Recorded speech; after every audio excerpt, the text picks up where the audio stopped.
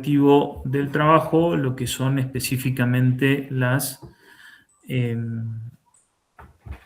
asociaciones sindicales. Último presente que pongo y ya arrancamos.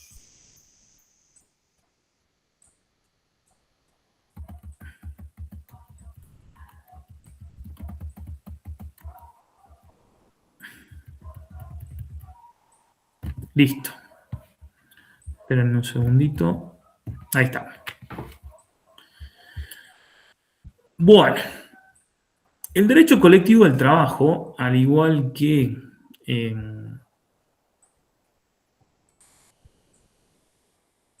esperen un segundito. Por favor. ¿Se está viendo la pantalla? Sí, ¿no? Sí, doctor. Sí, doctor. Bárbaro. Bueno. El derecho colectivo del trabajo, tal como, si bien lo empezamos a ver hoy en profundidad, ya hemos abordado algunos de estos temas cuando vimos derecho individual del trabajo, y como ya les transmití a ustedes, el derecho del trabajo está amalgamado y hay un montón de instituciones de derecho colectivo que influyen en el derecho individual. Ahora, como primera cuestión, para que les quede claro a ustedes, conceptualmente, ¿sí?, el derecho del trabajo es totalmente diferente, el derecho colectivo del trabajo es totalmente diferente al derecho individual del trabajo, ¿sí?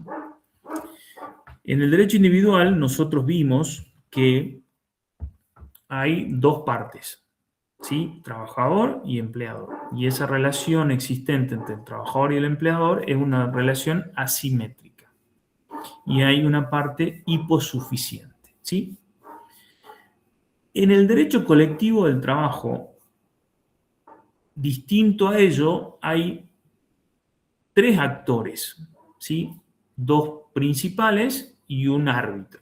Esos actores principales son las asociaciones sindicales y, por otro lado, los empresarios o las cámaras de empresarios, y un tercer actor que cumple o debería cumplir un rol de árbitro, que es el Estado. Ahora, la relación entre las asociaciones sindicales y los empleadores o conjunto de empleadores, en un marco teórico, ¿sí?, no son asimétricas, son relaciones entre pares. ¿Sí? Por eso es que el derecho a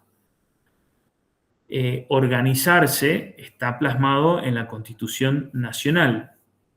Este es un tema, el tema sindical, les diría que es el tema que a mí más me gusta, de derecho del trabajo. Es más, mi tesis de maestría es sobre el análisis del modelo sindical argentino, que la rendí en diciembre del año 2015 y ya está desactualizada por la cantidad de reformas que tuvo el derecho colectivo del trabajo. Y no voy a poder darle la parte que a mí me parece muy interesante y muy linda, que es la historia del movimiento obrero, sobre todo la historia del movimiento obrero jujeño. Pero, volviendo a lo que yo les planteaba, de que lo que se busca es que sean relaciones simétricas entre la parte empleadora y la parte trabajadora, fue necesario que el derecho a una organización sindical libre y democrática esté plasmado en la Constitución Nacional. Y es a lo único que me voy a referir en materia de historia. En los principios, digamos, en los albores del movimiento obrero, tanto a nivel mundial como a nivel Argentina, la asociación sindical fue considerada un delito, ¿sí? Porque justamente esto se trata de una puja distributiva. ¿sí? Una puja de distribución de las riquezas. El sector empresario, que detenta los medios de producción y que por mucho tiempo mantuvo y hoy mantiene muchas de las instituciones del Estado, la primera reacción que tuvo frente a la organización sindical o a la organización del movimiento obrero fue prohibirlo. Sin embargo, la fuerza del movimiento obrero fue mucho más fuerte, tuvo una etapa de prohibición, históricamente, a trazo gordo, una etapa de aceptación, ¿sí? Si quieren anclarlo con un movimiento, digamos, una cuestión histórica argentina, está la película La Patagonia Rebelde, ¿sí? La Patagonia Rebelde habla justamente de una huelga que se dio en el sur de nuestro país, en el que directamente fueron fusilados los cabecillas de esa huelga. Justamente uno de esos motivos era porque estaba prohibido la asociación sindical. Entonces tenemos la organización sindical prohibida, tolerada, y por último, la instancia en la que estamos ahora, erigida como un derecho de la clase trabajadora, y que no creo que lo podamos ver en profundidad, pero últimamente con ciertos embates, fundamentalmente en lo que es materia de derecho de huelga. En lo que es organización específica de los sindicatos, retocaron algunas cuestiones, pero no fue una reforma profunda, como sí lo vimos cuando vimos derecho individual, que afectó principios. Acá hay un solo artículo que está bastante vidrioso en materia de afectación o no de principios, que ya vamos a analizar cuáles son los principios del derecho sindical. El resto de las modificaciones no fueron a materia de principios, sino a cuestiones más organizativas, que vamos a analizar una sola cuestión críticamente, en el sentido de decir si ese mismo tipo de reglamentación en la organización de la parte empresarial sería tolerada, ¿sí? Hecho esta somera introducción, el primer anclaje normativo del derecho colectivo del trabajo lo tenemos en el artículo 14 bis, ¿sí? Que reconoce la organización sindical libre y democrática, reconocida por la simple inscripción en un registro especial. Esto de simple inscripción en un registro especial ha tenido infinidad de interpretaciones, tanto locales como internacionales, a partir de los convenios de la OIT, ¿sí? Lo que no vamos a ver hoy, y vamos a tratar de abarcarlo de la manera más suficiente posible, es el segundo aspecto del artículo 14 bis, no como párrafo, porque está todo el mismo párrafo, que establece que queda garantizado a los gremios concertar convenios colectivos de trabajo, que ahí sí hubieron reformas muy importantes y reforma a ciertos principios. Recurrir a la conciliación y el arbitraje. La conciliación y el arbitraje son métodos o formas de solución de conflictos colectivos de trabajo, que lo vamos a ver la semana que viene. La semana que viene. Y el derecho a huelga. El derecho a huelga realmente ha sufrido una reglamentación y no es caprichoso el término sufrido. Una reglamentación que lamentablemente a nuestro país, de mantenerse esta reglamentación por mucho tiempo y de llevarse a la práctica, va a terminar con sanciones internacionales a nuestro país, ¿sí? El derecho a huelga es un derecho humano fundamental, reconocido en el convenio 87 de la OIT. Digo reconocido en el convenio 87, esto es una nota al pie. El convenio 87 de la OIT, el convenio marco de lo que es la libertad sindical a nivel mundial, ¿sí? Un convenio muy cortito, pero que es la base de todo el derecho sindical mundial. Ese convenio en ningún lugar decía específicamente que los gremios tenían el derecho a huelga, ¿sí? Este año, la Corte Internacional de Derechos, organismo con sede en Europa y con anclaje en la Organización de Naciones Unidas, determinó que el derecho a huelga es un derecho necesario e intrínseco a la propia libertad sindical, que es el principio pionero, básico y fundamental de nuestra materia. ¿Sí? Es decir, el derecho a huelga es un derecho indiscutido, que se entiende el parangón, es como hablar del derecho a la vida o el derecho a la libertad. ¿Sí? Son derechos que son mundialmente reconocidos. ¿Sí? Cuando un país ratifica convenios como el 87 de la OIT, que vuelve a lo mismo, es convenios marco y base en nuestro derecho colectivo, el incumplimiento de ese convenio trae aparejado consecuencias internacionales y sanciones a nuestro Estado. ¿Sí? Y la excesiva reglamentación del derecho a huelga que efectuó la ley 27802, a mí no me cabe duda que nos va a traer acarreado consecuencias internacionales, además de que va a generar eh, una conflictividad en un aspecto que no era conflictivo, o si era conflictivo es el típico conflicto que existe cuando hay una puja distributiva. ¿Sí? Eso lo vamos a ver la semana que viene, pero no quería dejar de referirme a esto.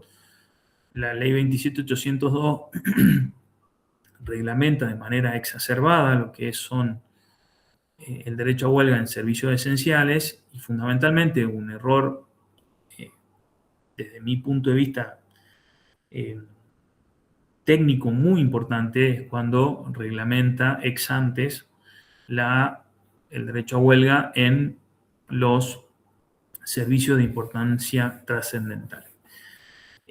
No creo poder desarrollar el tema de la diferencia entre servicios esenciales y servicios de importancia trascendental. Ya voy a ver si hacemos alguna especie de seminario o algo en el transcurso del año, en lo que queda del año, para abordar algunos de estos temas que la verdad que son temas muy importantes. Lo que sí vamos a ver, retomando la clase de hoy, es la parte del artículo 14 bis que dice: los representantes gremiales gozarán de las garantías necesarias para el cumplimiento de su gestión sindical y las relacionadas con la estabilidad en su puesto, la estabilidad en su empleo. ¿Sí? Entonces, hoy vamos a ver concepto de derecho colectivo de trabajo, principios, qué es la organización libre y democrática, qué es la inscripción en un registro, la diferencia entre las asociaciones sindicales con inscripción gremial y con personería gremial, y vamos a ver la tutela sindical o la garantía necesaria que tienen los representantes gremiales para el cumplimiento de su gestión sindical, relacionado a esto con la estabilidad en su empleo. ¿Sí? La ley que reglamenta lo que vamos a ver hoy es la 23.551, que fue modificada por la 27.402 y la 27.802. 27.442, no 402, perdón. Vamos a corregir esto ya mismo. Y un aspecto muy importante de esta norma es el decreto reglamentario 467 de 1988, que reglamenta muchos de los artículos de la ley 23.551. El 467 del 88 también fue modificado, entre otros por el DNU 342 del 2025, que el análisis de decreto da para una clase de posgrado. Muy interesante, sobre todo en los ribetes prácticos, pero no vamos a alcanzar a verlo en esta clase, ni en este curso. En concreto, el derecho colectivo del trabajo es la parte del derecho del trabajo relativa a la organización sindical, a la negociación colectiva, convenios colectivos y a los conflictos colectivos de trabajo.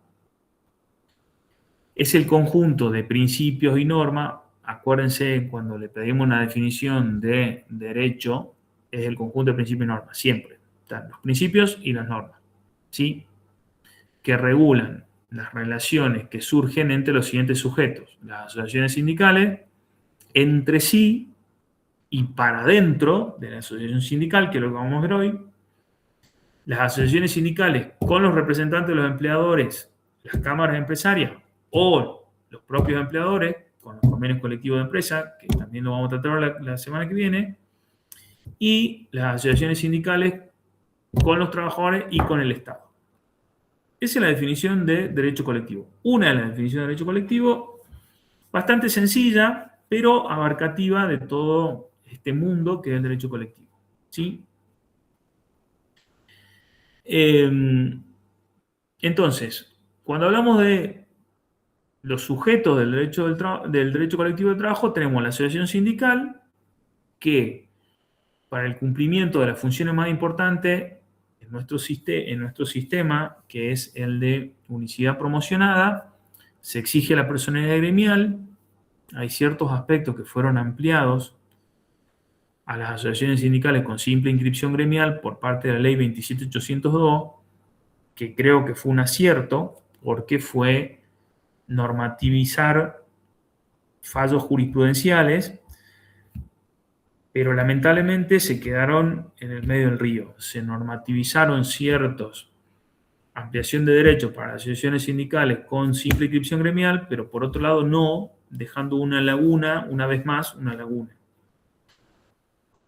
Que sí se merece, desde mi punto de vista, una crítica muy importante a la modificación que se hizo a la 23.551, por más de que, reitero, en términos generales, me parece una modificación bastante más razonable a lo que se hizo con la 2744.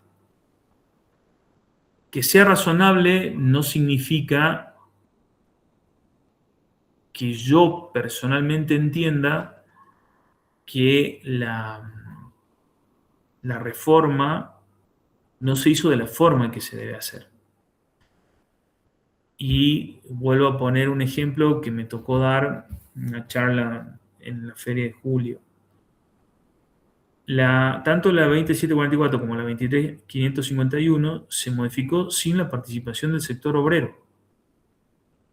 La 23.551 es una norma que tiene 63 artículos, si no me falla la memoria, en los cuales esos 63 artículos regulan más del 80% la forma y funcionamiento que tienen que tener las asociaciones sindicales. Se modificó esta norma y no fue convocado el sector obrero. ¿Sí? Es como que mañana se modifique la ley de entidades deportivas y no esté convocada las entidades deportivas, o que mañana se modifique la ley de sociedades comerciales y no estén convocadas las cámaras empresarias. Digo, es importante tener en cuenta este tipo de cosas, porque a veces nos preguntamos en Argentina, che, ¿por qué hay conflictividad? ¿Por qué hay muchos conflictos laborales? ¿O por qué hay conflictividad en términos jurídicos? Y mucha de la conflictividad pasa por esto. Porque se modifican instituciones básicas de ciertas relaciones jurídicas sin convocar a los actores que están involucrados de forma directa en este tipo en el tipo de normativa.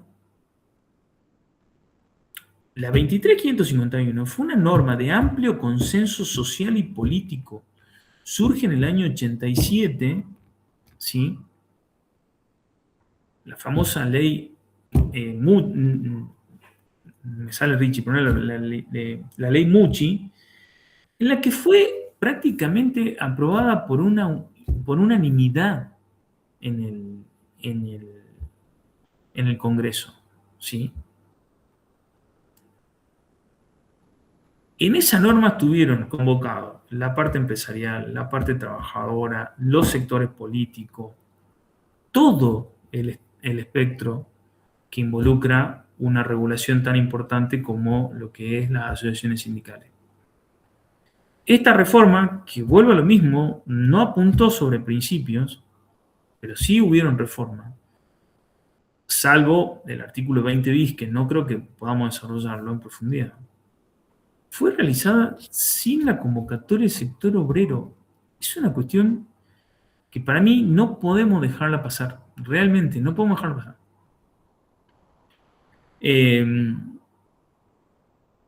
Porque, reitero, no es una convivencia democrática eso. No existe convivencia democrática cuando se modifican las reglas de juego de cierto sector y ese sector no se sienta, y más un sector con la importancia que son las asociaciones sindicales, no se sienta en la mesa de negociación de las modificaciones de las reglas de juego. Es un tema, para mí, no menor. ¿Sí? Retomando.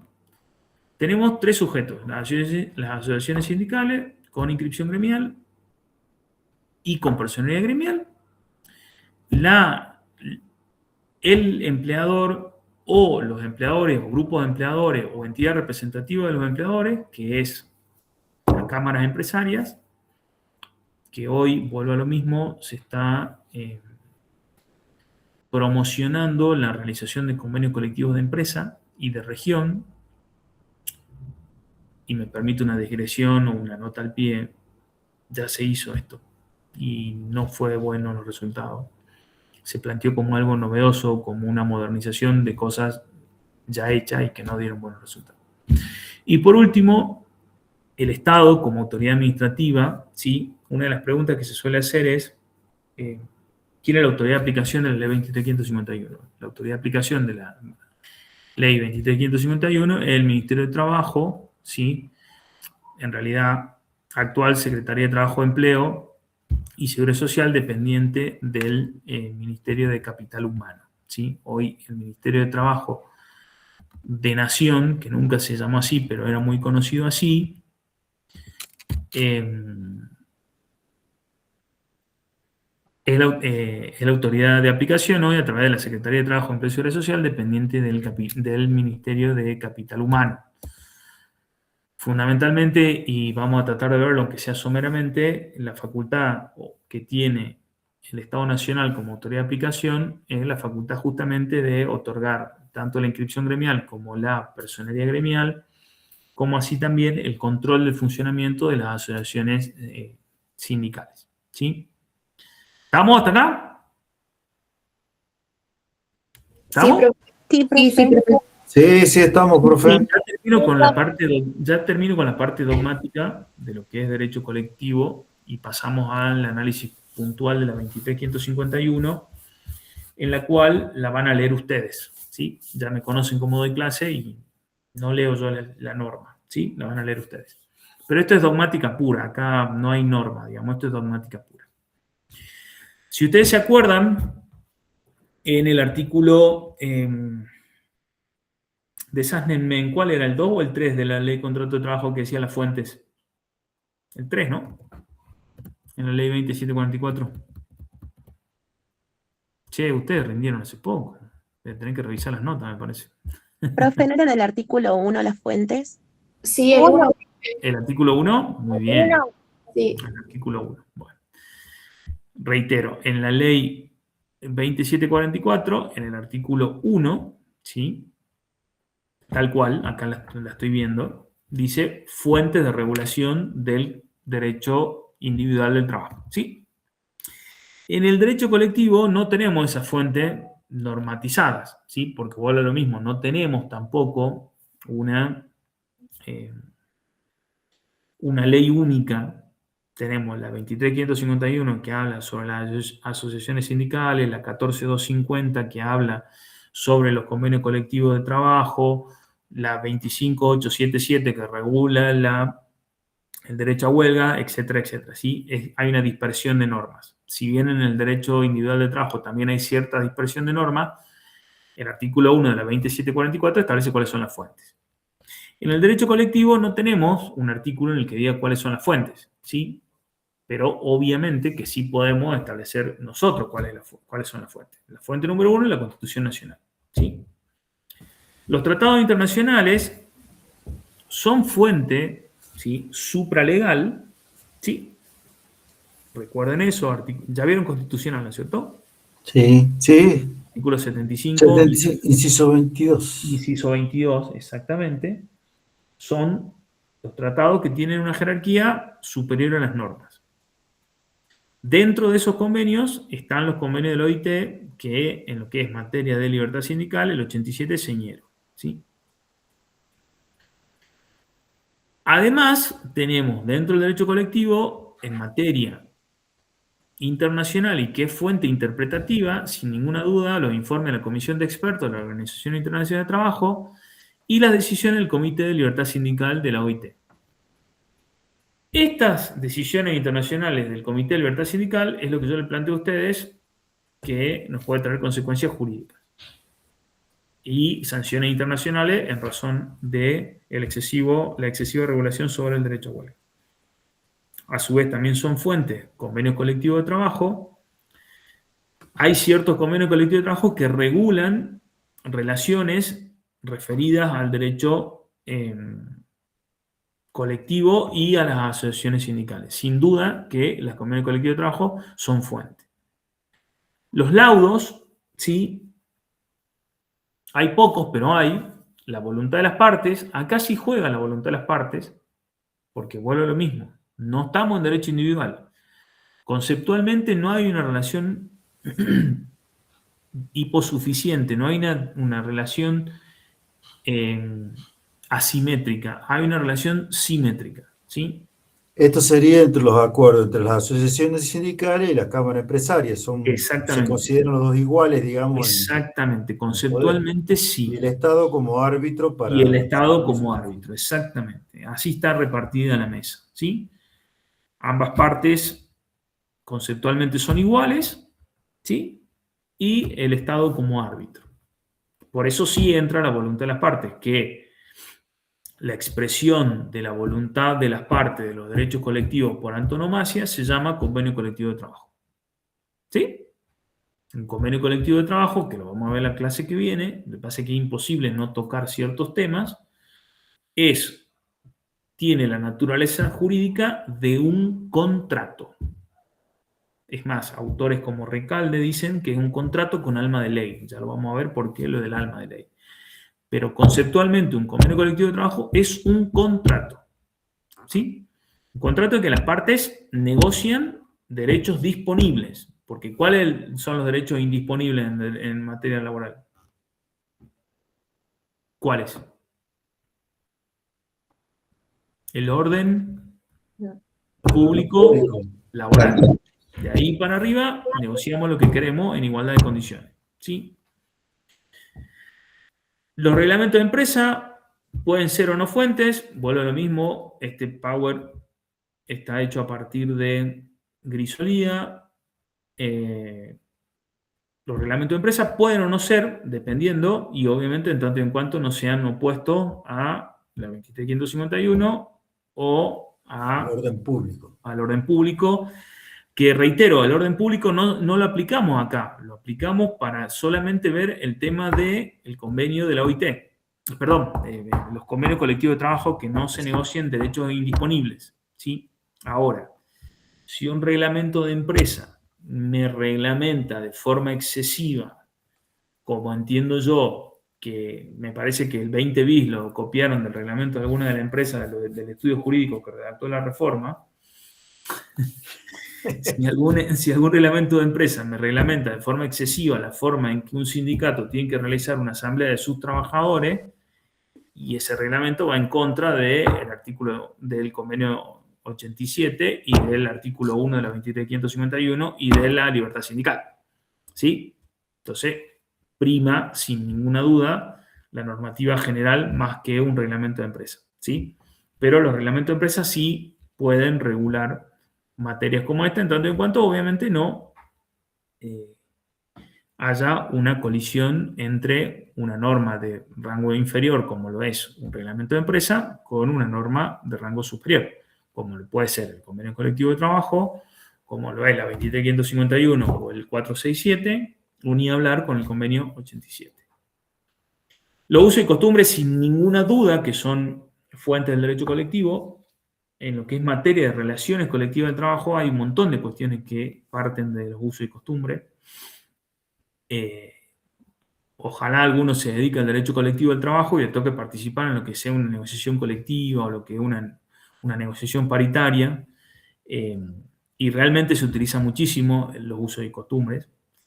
Y la piedra angular de una negociación colectiva es la buena fe. Si no hay buena fe, no hay buena negociación.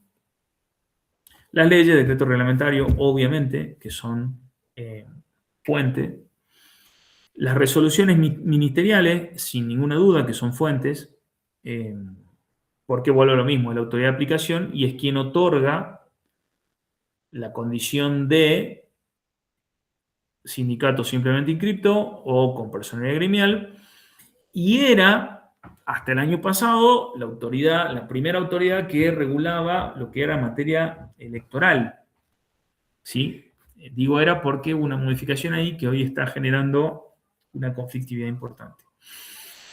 Pero las resoluciones ministeriales, sin ninguna duda, que son fuente de derecho colectivo del trabajo, porque, por ejemplo, reitero, el modelo sindical argentino es un modelo de unicidad promocionada. Esto significa que lo que busca es que una sola asociación sindical tenga la mayor cantidad de derechos y que nuclee la mayor cantidad de trabajadores para que justamente esa sea una asociación sindical fuerte.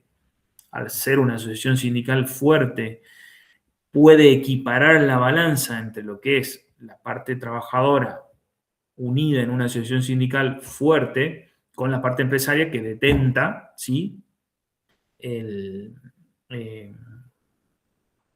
Los medios de producción, ¿sí? Salvo en el ámbito público. En el ámbito público no hay unicidad promocionada, sino que hay pluralidad sindical. Por eso, en el ámbito público tenemos sindicatos con personalidad gremial como UPCN y ATE, o en la Municipalidad de San Salvador de Jujuy, hasta con el último relevamiento que yo hice, hay 6 sindicatos con personalidad gremial. ¿Sí? En el ámbito público no hay unicidad promocionada, sino que hay pluralidad sindical. Aunque no lo crean, la resolución que establece que en el ámbito público, perdón, la fuente normativa que establece, ya me adelanté de la respuesta, la fuente normativa que establece que en el ámbito público hay pluralidad sindical es una resolución ministerial. Por eso, volviendo a esto, es fuente del derecho colectivo sin ninguna duda. Los principios generales del derecho colectivo no hay ninguna duda. La jurisprudencia de la doctrina y las resoluciones de organismos paritarios. Las resoluciones de organismos paritarios son justamente las resoluciones que se toman en una paritaria. Una paritaria es cuando están representadas tanto el sector trabajador como el sector empresario. Incluso hay algunos convenios colectivos de trabajo que establecen que para que se suspenda a un trabajador, o ya vamos a ver cuando veamos el tema de la tutela sindical, cuando se intenta sancionar a un representante sindical, hay convenios colectivos que establecen que previo a la sanción de ese representante sindical se tiene que citar a una comisión paritaria. En esa comisión paritaria tienen que participar tanto el sector trabajador como el sector empresario. ¿Sí? Por lo tanto, las resoluciones paritarias son fuente de derecho colectivo, no hay ninguna duda. ¿Sí? Contenido de derecho colectivo, los conflictos colectivos y las medidas de acción directa. ¿Sí?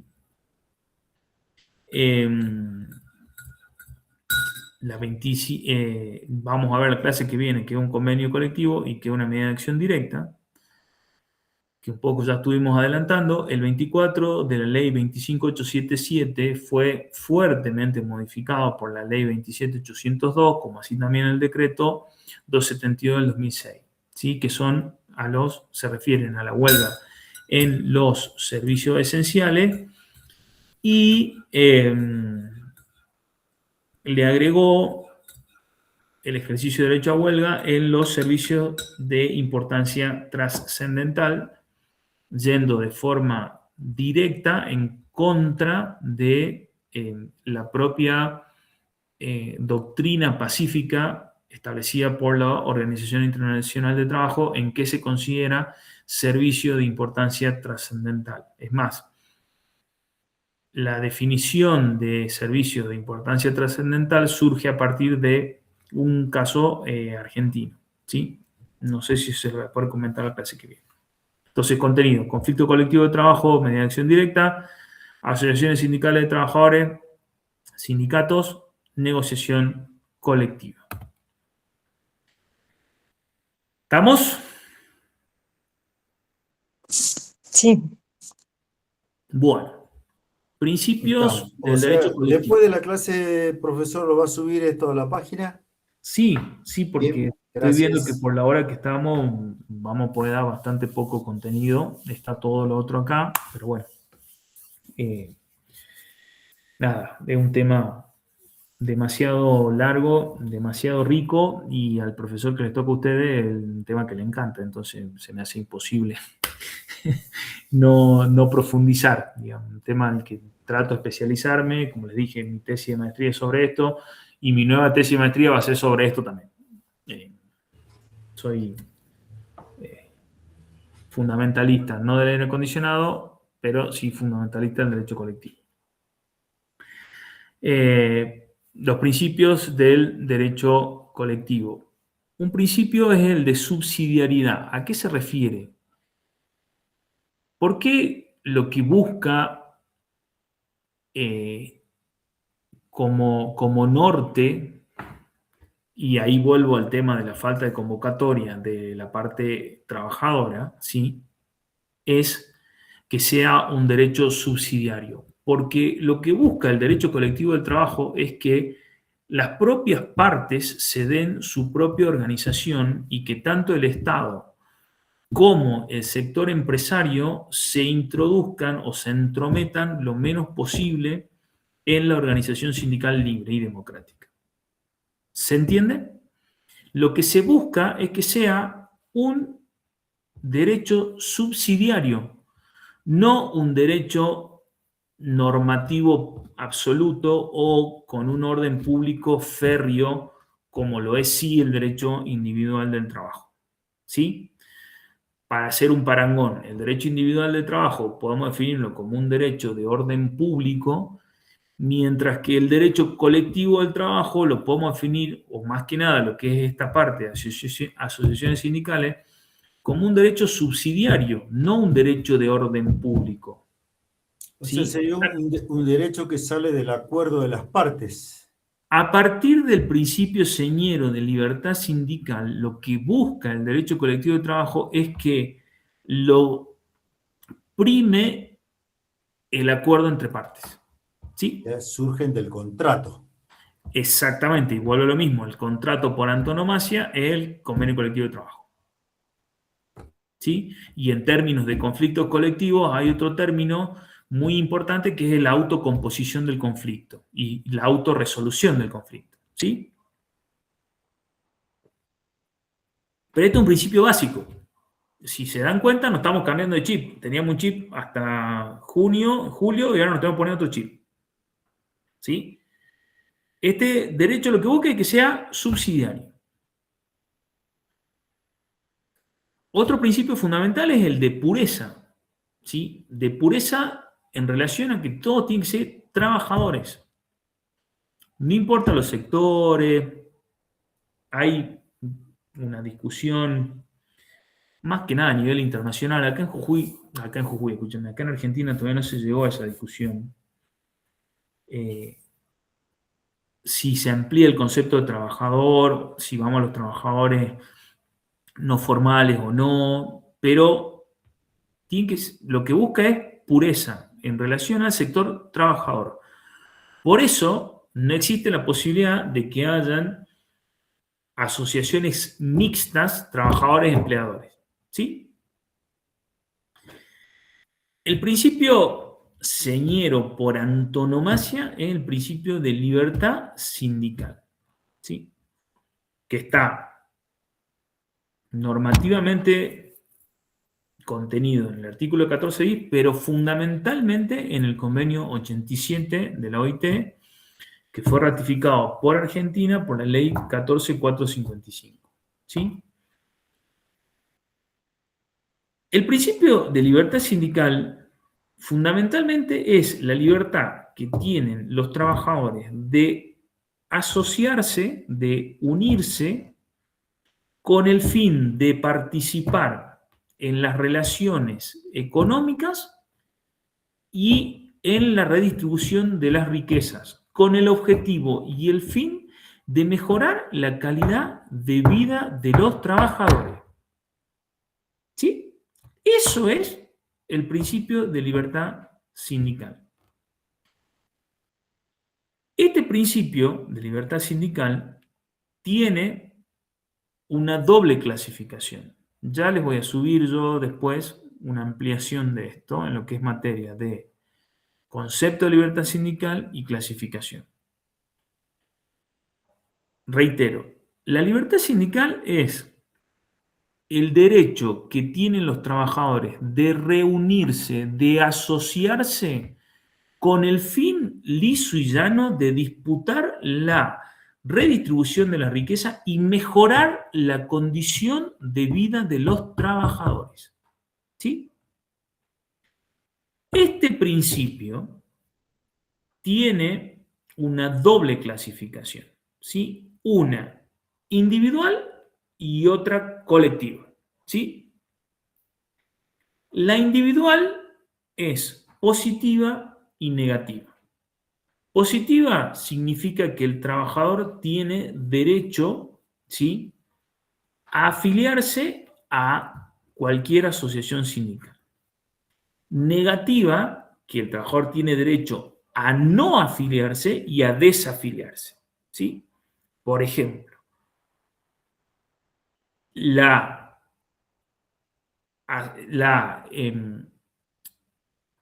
asociación compulsiva de trabajadores, ¿sí?, por parte de algunos sindicatos,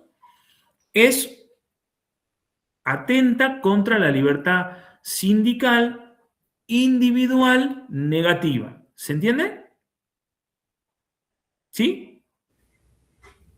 Porfa, al tema de libertad sindical, préstele mucha atención porque es una cuestión que va a ser evaluada sin ninguna duda porque es la piedra angular del derecho colectivo de trabajo. Entonces tenemos concepto de libertad sindical.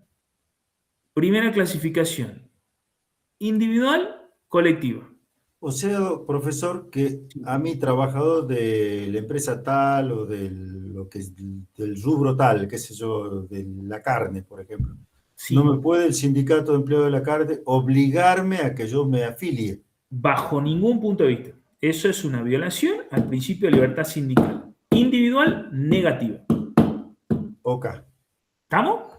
Ok. Como ningún empleador puede a vos obligarte a desafiliarte. No, obviamente, si no es ni por voluntad y menos mi empleador no me puede obligar. Obviamente. ¿Querés que charlemos la cantidad de veces que te obligan a no afiliarte? Teóricamente, al menos. Por eso. Sí, o las veces que no ascienden a los que están afiliados o no, o sea, sí hay un montón de cosas que suceden en la práctica. 100% suceden en la práctica. Ujú. ¿Sí? Es más, está muy mal visto que el trabajador lleve su ficha de afiliación Sí. en ciertos lugares. Pero bueno, por eso, a ver, el tema de libertad sindical es muy importante, reitero. Y les puse el ejemplo este de la afiliación compulsiva para que se entienda que, o sea, a ver, suena más lógico, si se quiere. Por más de que en la práctica existe y un montón y podemos pasarnos 2 horas hablando de violaciones. 2, 4, 6 horas y tengo para pasarle 200 fallos. Es más lógico esto que diga, che, no te puede obligar un empleador a vos a no afiliarte, a desafiliarte o afiliarte a otro gremio. Cosas que recontra pasan en la realidad. Ahora, ¿por qué les puse el ejemplo de la afiliación compulsiva? Que también sucede. Eso también es una violación a la libertad sindical, por más de que sea hecha por una asociación sindical. ¿Me entienden a dónde voy o no? Sí, doctor. ¿Sí? Entonces, volvemos. Tenemos libertad sindical, concepto, clasificación individual, positiva y negativa. ¿Sí? La positiva puede ser vulnerada por el sector empresario. La negativa puede ser vulnerada por el empresario y por el sindical también. ¿Sí? Porque, reitero, la negativa es el desafiliarme o el no afiliarme. ¿Sí? Por lo tanto, no existe afiliación compulsiva. Y obviamente existe el derecho pleno de desafiliarme cuando tengo ganas y cuando quiero. Y la libertad sindical colectiva, ¿sí?, es el derecho que tienen los trabajadores, volviendo al concepto, de asociarse, de formar una asociación sindical y automáticamente vinculado con el principio de autonomía, de autorregularse y autogobernarse. ¿Está claro? Sí, doctor. ¿Estamos hasta acá? Sí, profe. Entonces tenemos, es un derecho subsidiario, es un derecho que parte de la pureza de los representantes, ¿sí?, y de los que forman parte de la asociación sindical. Tenemos la libertad sindical como concepto, clasificación individual, positiva, negativa, colectiva, y como apéndice, no porque sea menos importante, porque termina siendo un derecho, un principio autónomo, pero que se desprende de la libertad sindical. A ver, para que se entienda. Como en el derecho individual tenemos como piedra angular el orden público laboral y el principio protectorio, ¿sí?, en el derecho colectivo tenemos como piedra angular la libertad sindical. ¿Se entiende?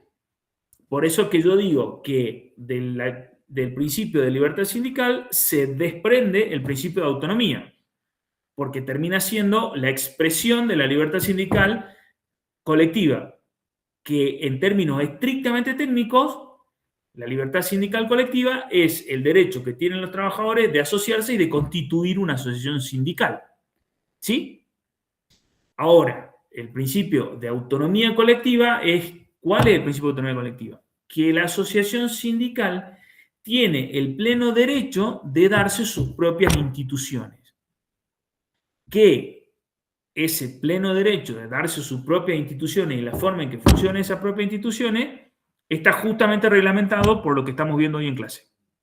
La 23.551 y el decreto 467, fundamentalmente. ¿Sí? Que vuelvo a lo mismo y muchas veces lo planteo como dicotómico, pero para que se entienda, no existe una norma que establezca cómo la representación colectiva de las del sector empresario. Lo único que hizo un decreto, un DNU de este gobierno fue decir que tiene que ser la más representativa, nada más. Pero no existe la norma que diga de asociaciones de empleadores. ¿Por qué? ¿Por qué tenemos que regular de esta forma la asociación de trabajadores y no regulamos la asociación de empleadores? Lo dejo como interrogante. Sigamos con los principios. Ahí tenemos, sí, vuelvo a lo mismo, tenemos el de libertad sindical, el de autonomía, fundamentalmente en la autonomía está plasmado en el convenio 87, el de democracia sindical, este también es un principio básico del derecho colectivo, es más, este principio, la verdad, y en esto hay que ser absolutamente sincero, es un principio que a los propios representantes sindicales no les gusta demasiado. Y no se dan cuenta que al mermar la calidad democrática en los sindicatos, lo único que hacen es mermar la fuerza representativa, como así también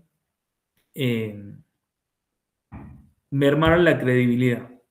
Y el sector empresario, que va de suyo, que monopoliza no solo los medios de producción, sino incluso los medios de comunicación, apuntan todas las balas a la falta de democracia sindical.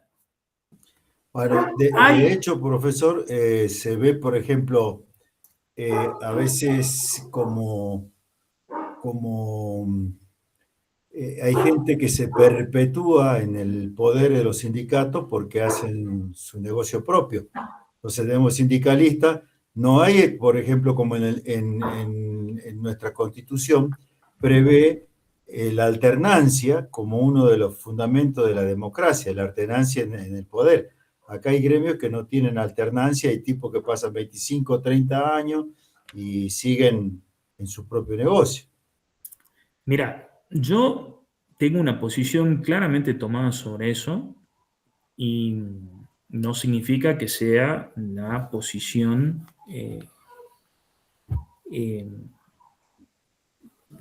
digamos, la única, ¿sí?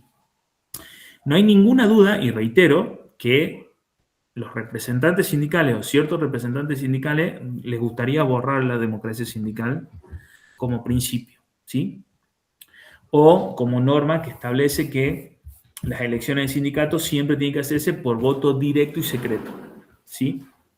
Ahora, esto de perpetuarse en el poder, y esto que decís vos, Rafael, de que nuestra Constitución establece la alternancia, ¿sí? Como manifestación, si se quiere, de la democracia. Los Sí, legisladores como no una tienen garantía, digamos, de que todos tengan garantía acceso democrática. Bueno, los legisladores nacionales no tienen límite en su mandato. Y hay legisladores nacionales que llevan 30 años. Bueno, sí. Me refería al Poder Ejecutivo. Por eso, si nosotros vamos, y ya lo vamos a analizar, a una organización específica como la sindical, no existe un sistema presidencialista sindical. Existe una comisión directiva. Uh-huh. Si bien está representada por un secretario general, pero hay una comisión directiva. Dentro del propio sindicato tenés el poder ejecutivo, que es la comisión directiva, y tenés el poder legislativo, que es la asamblea. ¿Sí? Ahora, vuelvo a lo mismo, pedimos alternancia en un órgano colegiado como son los sindicatos, porque hay tipos que hacen negocios personales y no pedimos alternancia a los legisladores. O hay una campaña que diga, che, los legisladores nacionales no pueden ser reelegidos más de 2 veces y no hagan negocios personales. No, debiéramos pedirla. Ojalá. Claro, sin ninguna duda. Yo estoy diciendo que está bien. son instituciones Yo estoy privadas. diciendo que está bien que los representantes sindicales se eternicen en el poder, no. Ahora, lo que sí estoy diciendo es que tenemos doble vara. Doble vara a partir de una falta de información, creo yo. Además de esto, el limitar los mandatos de los representantes sindicales, ¿sí? Ya lo dijo la OIT, que va en contra del convenio 87. Cosa a la que yo adhiero plenamente. No se puede limitar los mandatos de los dirigentes sindicales. Explico por qué y hasta pongo un ejemplo práctico. Ser representante gremial, ¿sí? Sobre todo empezar siendo representante gremial de base, es una vocación. ¿Sí? Ser delegado personal es una vocación. El delegado personal no cobra un centavo más de lo que cobra su compañero de trabajo, comparte el mismo espacio de laburo, el único beneficio que tiene es la estabilidad en su puesto de trabajo. Ahora, el que se come la puteada, perdón que lo diga así, de los compañeros y del empleador.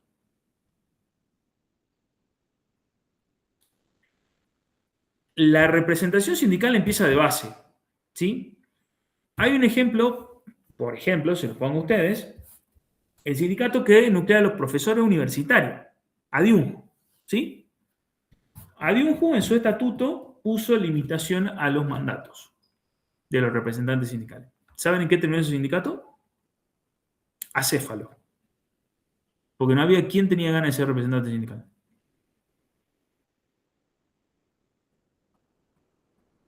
Obviamente que Cavalieri quiere seguir siendo representante sindical porque hace 50 y 40 años que es representante de la FAESIC y es multimillonario. Y hay que combatir los Cavalieri. Ahora, la forma de combatir los Cavalieri es con mayor democracia sindical, no limitando los mandatos. Yo tengo una tesis aparte sobre cómo dotar de mayor democracia sindical a los sindicatos. La limitación de mandato para mí es negativa, más en el ámbito de las asociaciones sindicales.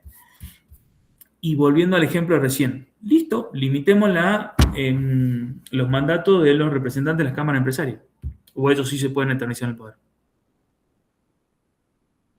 Pregunto. No, obviamente que no. Bueno, Tendría que entonces, ser pareja, ley pareja no es rigurosa, dice. bueno, anda a plantear al sector empresario que le digan, che, vos no podés ser más de 2 veces presidente de la UIA. Funes de Rioja, que ni siquiera es empresario, fue presidente, uno de los abogados, de los estudios de abogados de empresas más importantes del país, fue presidente de la UIA no sé cuántos periodos. Ah, no sé, desconozco. Entonces, nada, me parece que es importante informarse, no solo de un punto de vista normativo, sino también con qué vara estamos midiendo una cosa y con qué vara medimos la otra. Ujú. Es una simple opinión mía, nada más. En concreto, un principio del derecho colectivo es la libertad sindical, que está normatizado en el artículo 8, que establece específicamente que los estatutos deben garantizar una fluida comunicación interna entre los órganos internos de la asociación sindical y sus afiliados. ¿Sí? También tengo una propuesta de mejora al modelo sobre el tema específicamente cómo desarrollar las asambleas, que me parece que es un punto muy flojo que tienen los sindicatos. En realidad lo tienen todas las asociaciones intermedias. Siempre ponía el ejemplo de la elección en el colegio de abogados, cuando yo era abogado. La elección en el colegio de abogados votan aproximadamente, en la última elección creo que votaron 1.500 abogados, 1.600 abogados. En la asamblea ordinaria, absolutamente, inmediatamente posterior, en la que se aprueba balances, hay 40. En el mejor de los casos. Y si la elección no fue disputada o la lista que ganó por mucha diferencia, hay 20. Digo, la falta de comunicación fluida entre los órganos y los afiliados se da en todas las instituciones intermedias.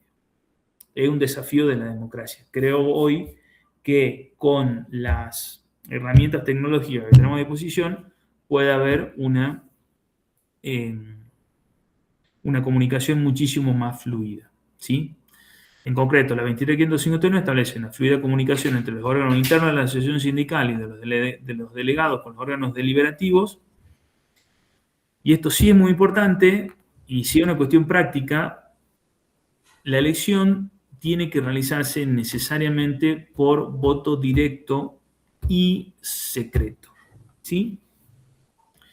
Esto es muy importante por un aspecto práctico. En las elecciones sindicales, por más de que haya una sola lista, tiene que hacerse sí o sí la elección. ¿Sí o sí? Se abre la urna, va el presidente, va el vicepresidente y se va al cuarto oscuro y hay una sola boleta. Y se tiene que hacer sí o sí así. Y la representación de las minorías en los cuerpos deliberativos, eso dice el principio.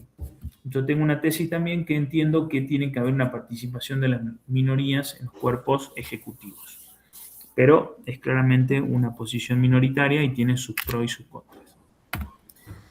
Vamos específicamente a la 23.551. El artículo 1 garantiza la libertad sindical, ¿sí?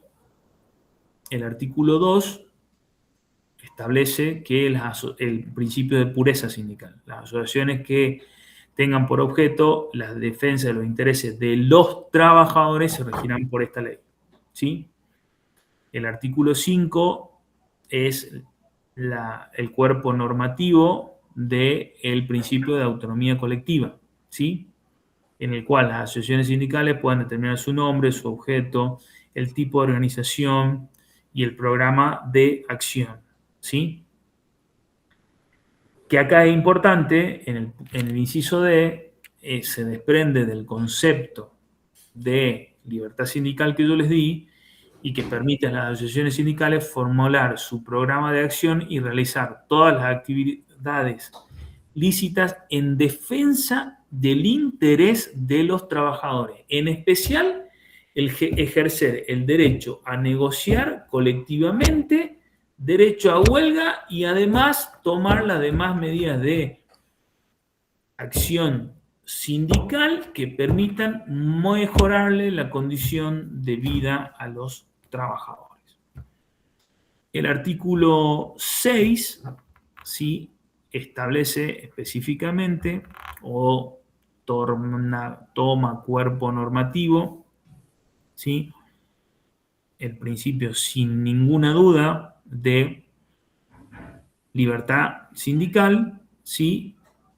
En virtud del cual ni la autoridad administrativa ni los empleadores, sean físicos o jurídicos, van a limitar la autonomía de las asociaciones sindicales. Cuando se refiere a autonomía de las asociaciones sindicales, va a la autonomía colectiva que deriva del principio de primacía, del principio de libertad sindical colectivo en relación a la facultad de autogobernarse, ¿sí?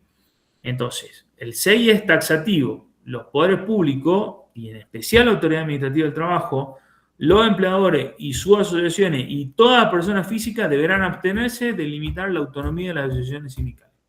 ¿Sí? Cristalización del principio de libertad sindical. Artículo 10. ¿Qué se considera por asociación sindical? ¿Sí? Ahí tenemos la clasificación de las asociaciones sindicales, ¿sí? Por actividad, oficio o de empresa, ¿sí? La primera clasificación está en el artículo 10. El artículo 10 es la primera clasificación de las asociaciones sindicales, que tenemos la de actividad, como por ejemplo la de la actividad de la industria de la construcción, ¿sí? La UOCRA es una organización por actividad, ¿sí? Tenemos la de oficio, como por ejemplo la Asociación de Viajantes, ¿sí? De Viajantes de Comercio, es un oficio, ¿sí?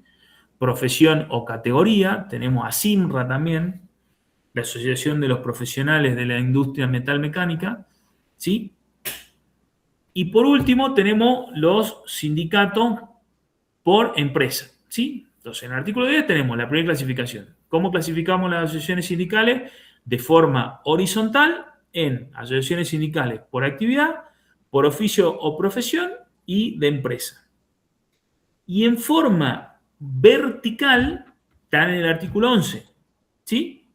Que establece el artículo 11, que tenemos asociaciones sindicales de primer grado, que son los sindicatos o uniones, de segundo grado, que son las federaciones, que agrupan a las asociaciones de primer grado, y el inciso C, las confederaciones, que agrupan asociaciones contempladas en los incisos anteriores. Es decir, las confederaciones generalmente asocian federaciones, pero también pueden asociar sindicatos individualmente. ¿Sí? ¿Estamos de acuerdo? ¿Estamos hasta acá? Sí, doctor. Vamos demasiado rápido, pero bueno, es lo que hay. El artículo 13 establece que para formar parte de una asociación sindical hay que tener más de 16 años, esto en consonancia absoluta con la capacidad para contratar y para celebrar contrato de trabajo. ¿Sí? Desde el momento que uno puede celebrar un contrato de trabajo, puede formar parte de la asociación sindical. ¿Sí? ¿Quién lee el artículo 17, la 23.551?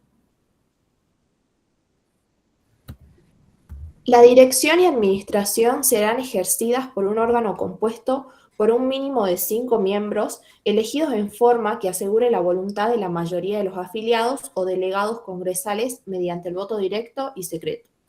Los mandatos no podrán exceder de 4 años, teniendo derecho a ser reelegidos. El artículo 17 establece que, de forma bastante clara, la dirección y administración, entre comillas, el órgano ejecutivo del sindicato, está ejercida por un órgano que tiene como mínimo una composición de 5 miembros, que tiene que estar establecido, tiene que ser sí o sí electo por el voto secreto. Cuando habla de delegados congresales, los delegados congresales son los que forman parte de las elecciones de las asociaciones sindicales de segundo y tercer grado. tiene que ser por voto directo y secreto siempre. Los mandatos no pueden durar más de 4 años y tienen derecho a ser reelegidos. Digo que el tope de 4 años es un tope para arriba. Por ejemplo, ¿saben qué sindicato tiene un mandato más corto acá en Jujuy? No. Debería haber integrantes del sindicato, el CEDEMS. Los docentes... 2 años, el 2 CEDEMS. años, exactamente. En el CEDEMS los mandatos son de 2 años y no de 4, por estatuto. ¿Ese estatuto está vigente? Sí. Volvemos al principio de autonomía colectiva. ¿Sí? El CEDEM dijo, che, los mandatos de la comisión directiva no son 4, son 2 años. Chao, se acabó la discusión. ¿Sí? El artículo 18 establece los requisitos para formar parte, ¿sí?, del órgano directivo. No tiene que tener inhibiciones civiles ni penales, eso está en el decreto reglamentario, tiene que tener una afiliación mínima de 2 años y haberse desempeñado en la actividad durante los últimos 2 años. El 75% tienen que ser ciudadanos argentinos, ¿sí? Y el representante del sindicato tiene que ser argentino. Esta norma es vidriosa, pero es norma. Establece puntualmente el cupo femenino de un 30%, tiene que sí o sí ser como mínimo el 30%, salvo que en la actividad exista un cupo menor, ¿sí? Una de las triquiñuelas que se suelen hacer en las elecciones sindicales es cuando una de las listas no cumple con el cupo femenino. Directamente se la baja la lista y la oficialista generalmente queda sola. Pero por norma debe cumplirse con un cupo femenino no inferior al 30%. ¿Sí? En concreto, ninguna de las listas que se presente o que intente disputar una comisión directiva, una elección de comisión directiva, puede ser oficializada por la Junta Electoral, que es el órgano electoral de los sindicatos, si se incumple con alguno de estos requisitos. El artículo 10 del decreto 467, ¿sí?, que fue modificado por el DNU 407 del 2026, estableció que los cuerpos directivos de las asociaciones sindicales estarán integrados por una cantidad de miembros que no exceda una razonable proporcionalidad con el número de afiliados cotizantes. Esto es una barbaridad. Esto es una barbaridad. Por un decreto reglamentario se está diciendo a las asociaciones sindicales, che, tu número mínimo son 5 miembros. Ahora, yo como autoridad administrativa de trabajo puedo decirte que en realidad podés tener 5 y no 10. ¿Y la autonomía colectiva? ¿Y la libertad sindical? ¿Dónde nos la metemos? ¿Se imaginarían razonable que venga el Estado y le diga a la Cámara Argentina de la Construcción, donde están todas las empresas de la construcción, che, tu órgano directivo no puede tener más de 5 miembros? ¿Le suena razonable? No. No, ¿no? ¿Y por qué no luce razonable esto? Porque un decreto jamás puede modificar una ley, porque el decreto busca reglamentar. Acá técnicamente lo está reglamentando, lo está limitando de una forma excesiva, pero lo está reglamentando. Se pierde el espíritu de la ley. Totalmente. Pero digo, al margen de esa cuestión técnica, ¿sí?, que estoy de acuerdo con la observación técnica, de que podemos decir que claramente este decreto es inconstitucional por una cuestión técnica, ¿sí? Porque reglamenta en exceso un derecho contenido en una norma y obviamente los desnaturaliza. Por lo tanto, una norma de jerarquía inferior modifica una de jerarquía superior. Técnicamente, perfecto el análisis. Ahora, ¿por qué nos luce razonable esto? ¿Por qué permitimos que el Estado limite la autonomía colectiva de los sindicatos como si no pasara nada? Y si fuese al revés, imagínense los medios de comunicación.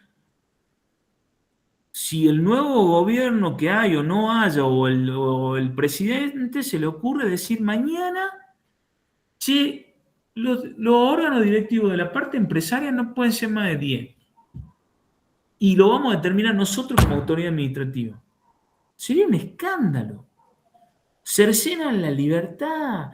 No podemos vivir. Somos un país comunista. ¿Se dan cuenta? ¿Se dan cuenta cómo se valora con una vara una cosa y con otra vara otra? Y cuando hablamos del trabajador se pueden limitar derechos, se pueden cercenar derechos, se pueden ir en contra del principio y no pasa nada. El artículo 15 del decreto 467, estos dos artículos, el 10 y el 15, son del decreto reglamentario 467 del 88. El artículo, y lo que está entre paréntesis, ¿sí?, es el artículo que reglamenta, en este caso, el 10 reglamenta el inciso D de la 23.551 y el 15 reglamenta el 17, que el 17 dice que la elección de las asociaciones sindicales debe hacerse por voto directo. Si alguno de ustedes, ojalá y Dios quiera sea así, se especializa en derecho colectivo del trabajo, el artículo 15 del decreto 467 tienen que sabérselo como el Padre Nuestro. ¿Sí? Si hacen parte sindical, porque es lisa y llanamente el código electoral que debe regir todas las elecciones de los sindicatos, ¿sí? Que establece que la elección debe convocarse por comisión directiva con un plazo no menor a 90 días, hábiles administrativos, que con 45 días antes a ese plazo hábiles administrativos debe publicarse en medios de comunicación, diarios.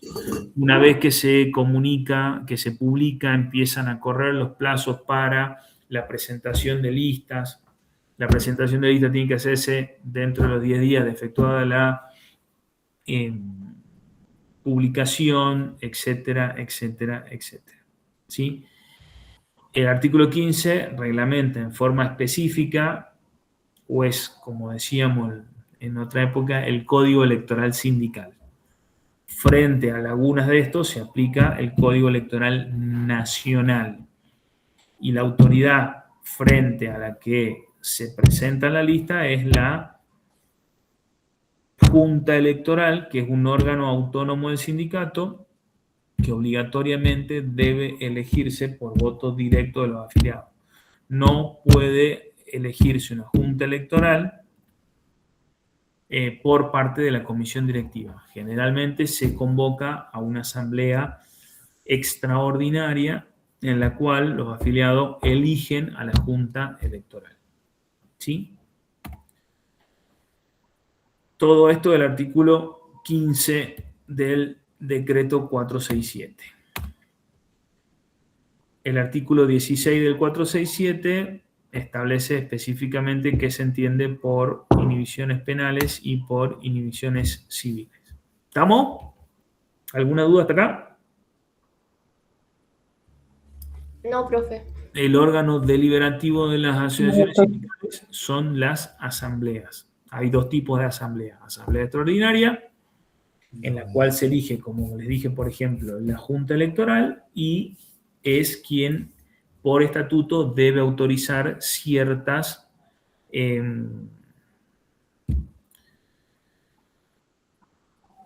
medidas del plan de acción. Volvamos al 6, ¿sí? Como por ejemplo hay sindicatos que establecen que la huelga tiene que ser aprobada por asamblea. Generalmente se delega esta facultad en la comisión directiva, pero hay sindicatos que por estatuto dicen que la huelga se tiene que aprobar por asamblea. Con un salvoconducto, obviamente, una cuestión de urgencia, pero sí o sí después tiene que ser ratificada.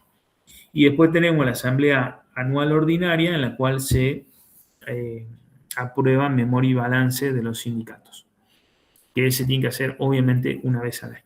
¿Sí? El patrimonio de las asociaciones sindicales.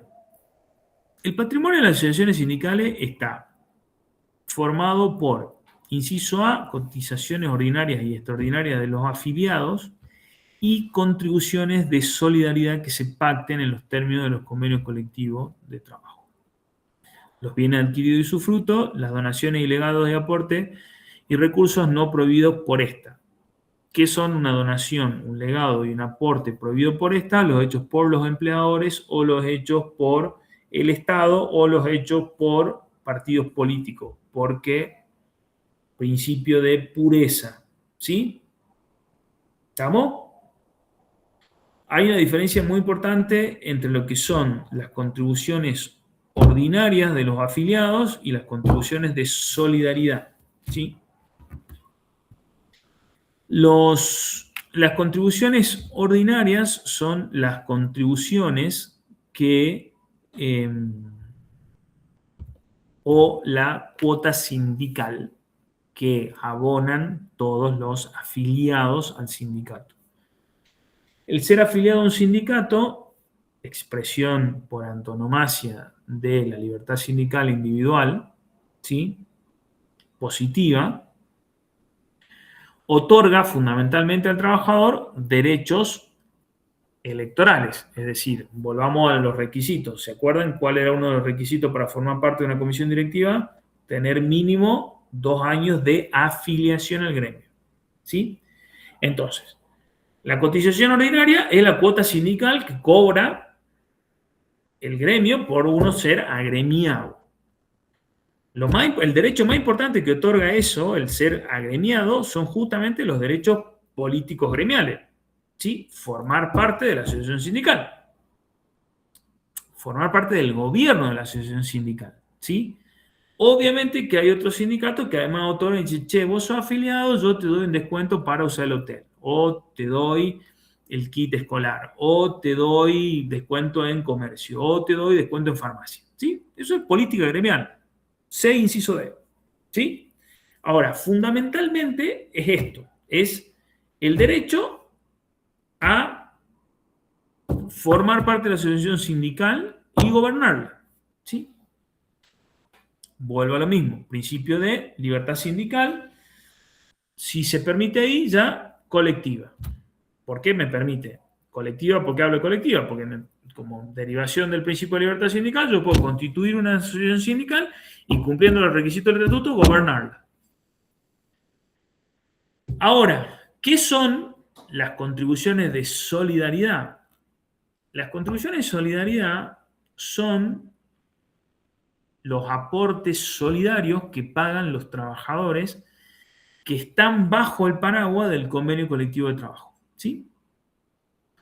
Esas contribuciones de solidaridad han despertado muchísima controversia. Este gobierno, por el 7023, el DNU 7023, las derogaron. El 7023, ustedes ya saben, está suspendido por la causa CGT contra el Poder Ejecutivo Nacional. Después intentaron derogarla también por otro DNU.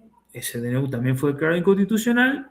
Y la ley 27442, perdón, 27442 y la 27802, ninguna de las dos lo regula. La 27802 le pone un tope máximo del 2%. ¿Sí? ¿Qué permite la cuota de solidaridad? Que la pagan todos los... ¿Cuál es el fundamento de la cuota de solidaridad? Punto número 1. El fundamento de la cuota de solidaridad es que los trabajadores que forman parte de ese convenio colectivo se benefician, ¿sí?, con la negociación colectiva llevada por este sindicato.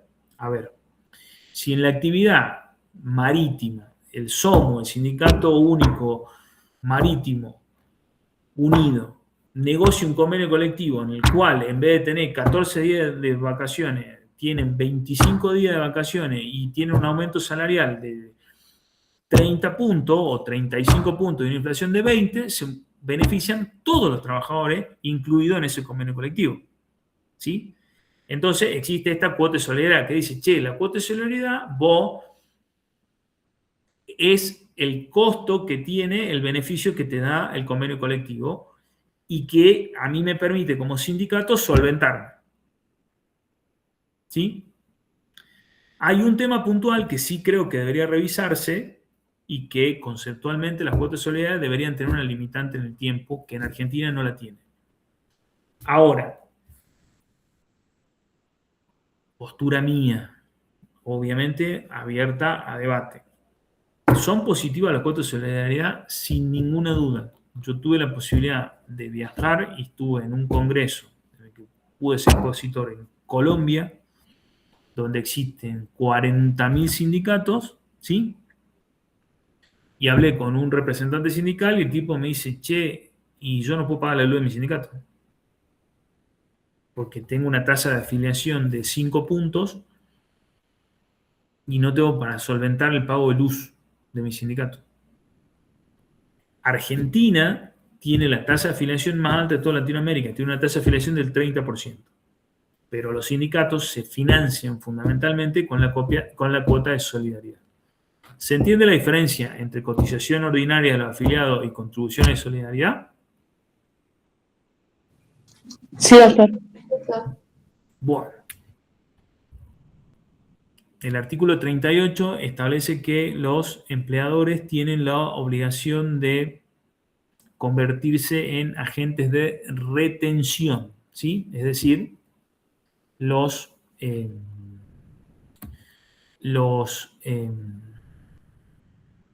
empleadores deben retener tanto la cuota solidaria como la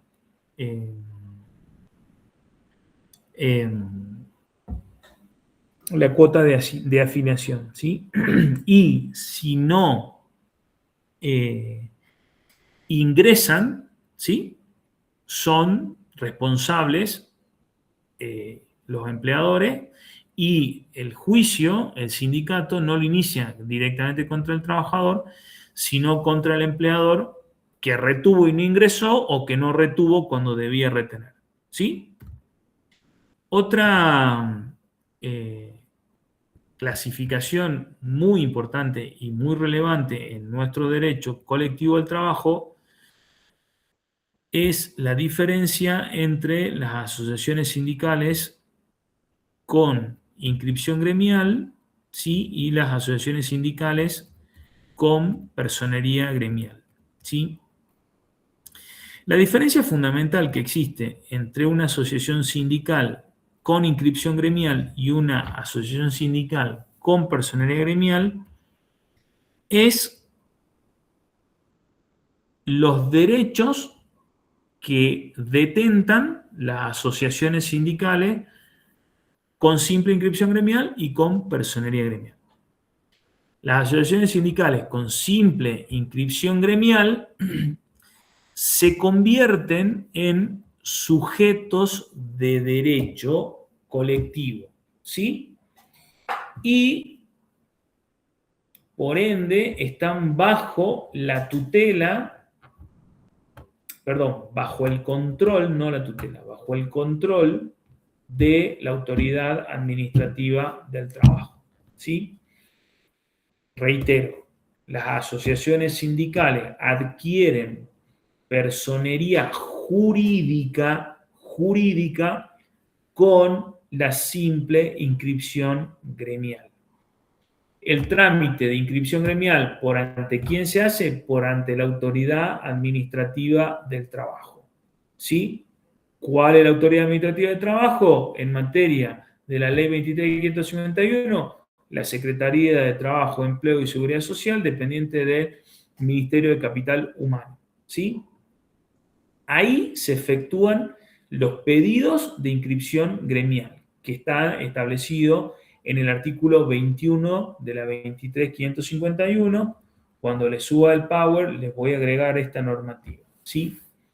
El pedido tiene que tener necesariamente nombre, domicilio, patrimonio y antecedente de fundación del sindicato, lista de afiliado, nómina y nacionalidad de los integrantes del órgano directivo. Recordemos que se tiene que cumplir con lo normado por el artículo 12, si no me falla la memoria, y tiene que establecerse y acompañarse el estatuto, como así también el acta fundacional, ¿sí? Que se hace por un acta de asamblea. El artículo 22 establece que, cumplidos esos requisitos, dentro de los 90 días la autoridad administrativa de trabajo tiene que emitir la inscripción gremial. ¿Eso pasa en la práctica? No. Es más, yo, como les conté a ustedes, tuve la suerte de trabajar para la Autoridad Administrativa Laboral Nacional durante un lapso aproximado de 20 años. y el trámite que menos he visto que haya durado una inscripción gremial fueron 2 años. Y hay inscripciones gremiales que llevan 15 años tramitándose, ¿sí? Muchas veces la autoridad administrativa, vulnerando el principio de libertad sindical, regula a qué sindicato le da y a qué sindicato no le da, dependiendo del color de ese sindicato, ¿sí? El artículo 23 establece qué derechos adquiere, ¿sí?,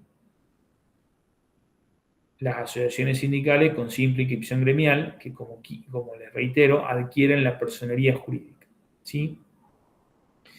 Primero y principal, el derecho a peticionar y representar a solicitud de parte los intereses individuales de los afiliados, ¿sí? Es decir, del momento que la asociación sindical tiene simple inscripción gremial, yo puedo ir a afiliarme, tocarle la puerta y decirle, che, solicito que haga una petición a título individual, ¿sí? Una reforma que estableció la ley 27.802, que ya estaba aceptada por la jurisprudencia de la Corte Suprema de Justicia de Nación en un famoso fallo AT2. A ver, en derecho sindical tenemos fallos hiperconocidos, AT1, AT2, Rossi, Ademus, De Caso, Orellano. Imposible abarcar todo. Me encantaría dar una materia opcional de derecho colectivo, así se abarca todo en profundidad. Previo a la 27.802, y esto es importante que lo sepan, el artículo 23 no establecía la posibilidad de representar intereses colectivos, ¿sí? Ya la clase que viene, cuando diferenciemos lo que es un conflicto individual del trabajo, un conflicto plurindividual y un conflicto colectivo, ustedes van a entender cuál es la diferencia entre un interés individual y un interés colectivo. La 27.802 incluye, sí, el inciso B del artículo 23, en el cual dice que pueden representar intereses colectivos. ¿Está bien? Ni sí ni no. ¿Por qué? Porque si bien ya estaba reconocido por la Corte Suprema que los sindicatos con simple inscripción gremial podían representar intereses colectivos, no da la salida a un interés colectivo, que es la posibilidad de negociación colectiva que solo tienen las asociaciones sindicales con personería gremial, ¿sí?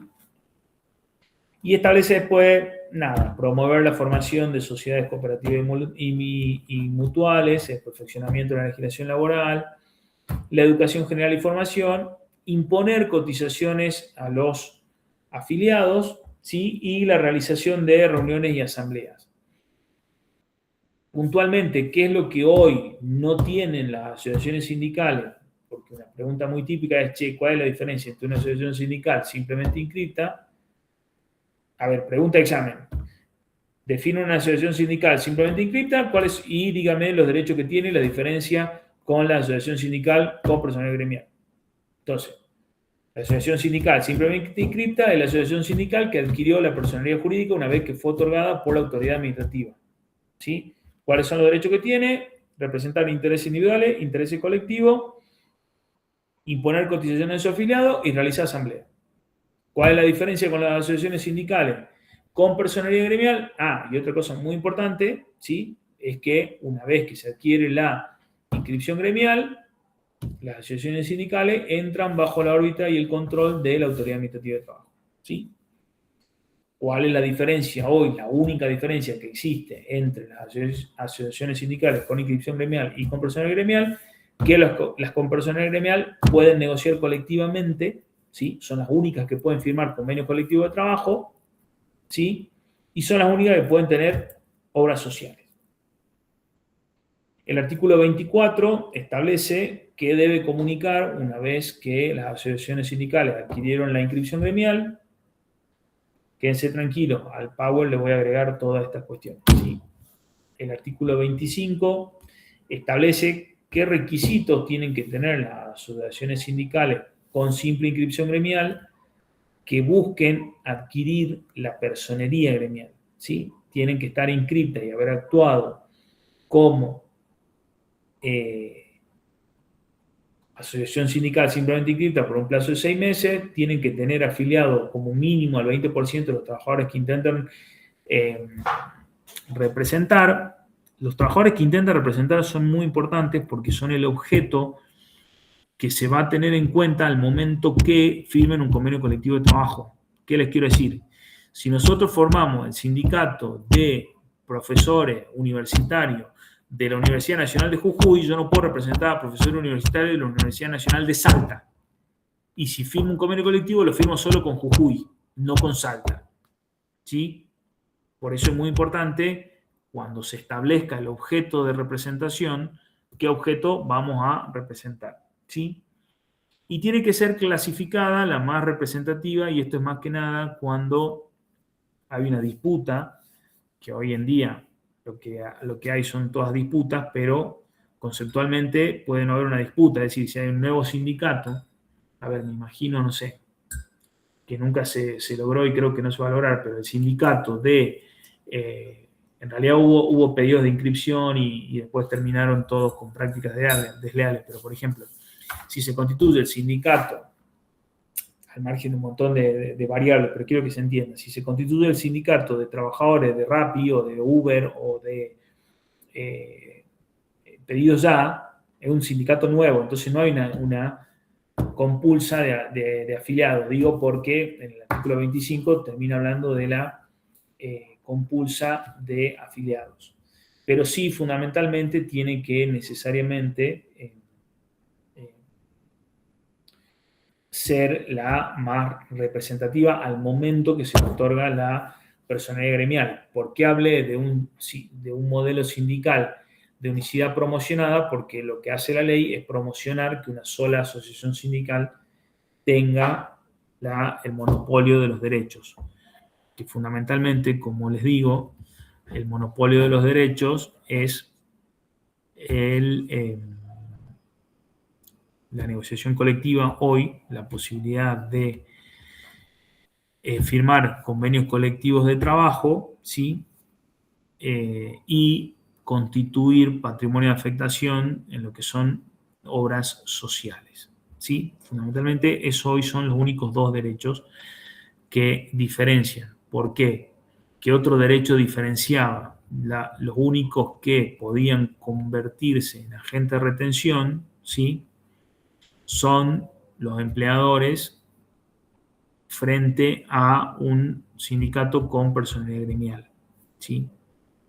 Esto, el artículo 38, ha sido declarado inconstitucional muchas veces por la Corte, ¿sí? No fue modificado en la ley, podrían haberlo modificado, ¿sí?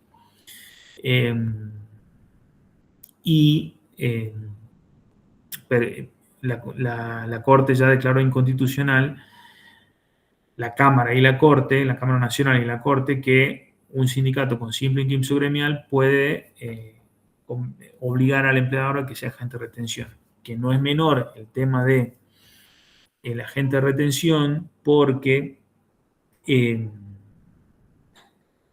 para un sindicato es mucho más fácil reclamarle la deuda a un empleador que a cada uno de sus trabajadores, o buscar el pago voluntario de tanto de él en lo simplemente inscripto. Simplemente estamos hablando de cuota de afiliación, y en los con personalidad gremial estamos hablando de la cuota solidaria, porque recuerden que el fundamento de la cuota solidaria es la participación en los beneficios de los convenios colectivos. ¿Y quiénes son los únicos que pueden firmar hoy convenio colectivo? Las asociaciones sindicales con personería gremial, ¿sí? Lo que sí modifica la 27802 es el 29, ¿sí?, que establece específicamente que se puede otorgar personería gremial a un sindicato de empresas, ¿sí?, en tanto y en cuanto el sindicato de empresas, sí. Disculpe mi ignorancia, ¿cuál es la diferencia entre la personería jurídica y la personería gremial? Justamente, la asociación sindical adquiere personería jurídica, ¿sí?, con la simple inscripción gremial, ¿sí? Claro, pero Entonces, técnicamente, digamos, ¿cuál es la diferencia? Yo siempre creí que era lo mismo. No. En derecho colectivo del trabajo, inscripción gremial y personería jurídica es lo mismo, ¿sí?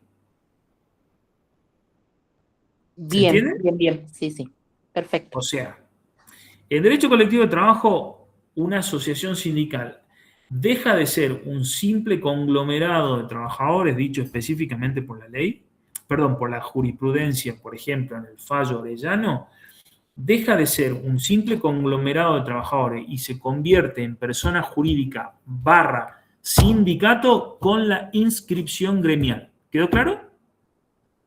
Sí, Bueno.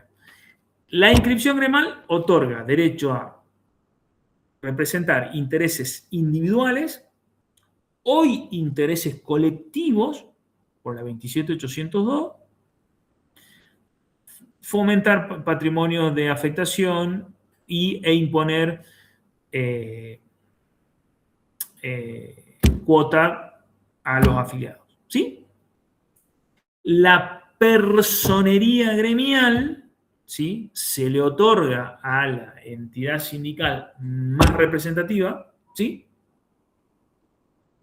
que para poder pedir la personería gremial tenemos que haber actuado como mínimo 6 meses como entidad sindical simplemente inscripta, afiliar por lo menos al 20% de los trabajadores que intentamos representar, ¿sí?, y en los últimos 6 meses ser la más representativa frente a un cotejo de afiliados, ¿sí? Esa personería gremial, además de los derechos que tienen la simplemente inscripta, otorga 2 derechos fundamentales. El derecho a negociar colectivamente y a concertar convenio colectivo de trabajo, ¿sí? Y por último, a diferencia entre uno y otro, me refiero, ¿sí?, a administrar la propia obra social. ¿Sí? bien, perfecto. Gracias, doctor. ¿Se entendió la diferencia? Sí, sí, ahora sí. Bueno, no tenemos mucho más tiempo y me quedó más de medio power afuera. Bastante más de medio power. Así que, bueno, vamos a hacer una cosa. Yo damos por finalizada la clase ahora y completo el power con lo que les acabo de dar, que es una cuestión importantísima, ¿sí?, dentro de las clasificaciones de las asociaciones sindicales y fundamentalmente por el tema de que es la nota distintiva de nuestro derecho colectivo, ¿sí?, el de unicidad promocionada, y que es muy importante que ustedes sepan diferenciar la diferencia, valga la tautología, entre una asociación sindical simplemente inscripta y una asociación sindical con personería gremial. Se lo subo al Power, traten de abordarlo, desde ya les aclaré al principio de la clase y se lo vuelvo a aclarar, es materialmente imposible abarcar las 3 bolillas que nos quedan en 3 clases, pero vamos a hacer lo que podamos, ¿sí?